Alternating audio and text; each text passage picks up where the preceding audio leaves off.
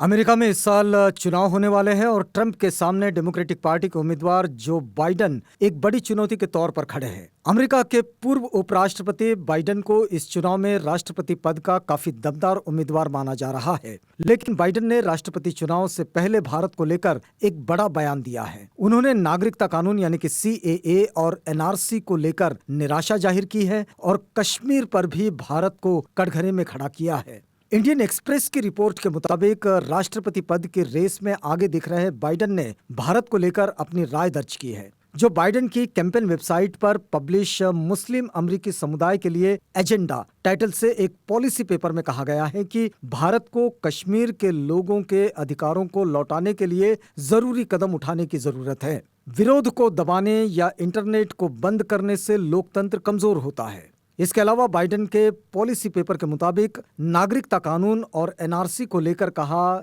यह गया है कि ये भारतीय लोकतंत्र की सालों पुरानी परंपरा और धर्मनिरपेक्षता के खिलाफ है।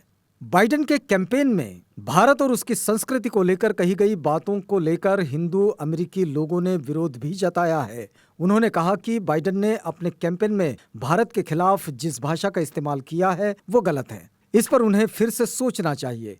इस ग्रुप ने हिंदू अमेरिकन्स के लिए भी एक इसी तरह का पॉलिसी पेपर जारी करने की मांग की है। इसे लेकर अब तक बाइडन की तरफ से कोई जवाब नहीं आया है। बाइडन की इस पॉलिसी पेपर में मुस्लिम अमेरिकियों पर हो रहे अत्याचार को लेकर भी चिंता जताई गई है। इस पेपर में कश्मीर और असम को एक साथ रखते हुए कहा गया है, इसमें कहा गया है कि लाखों बिगर मुस्लिमों को वेस्टर्न चीन में जबरन डिटेंशन कैंप में भेज दिया गया। इसके अलावा इस कैंपेन साइट में म्यांमार के रोहिंग्या मुस्लिमों का जिक्र भी किया गया है।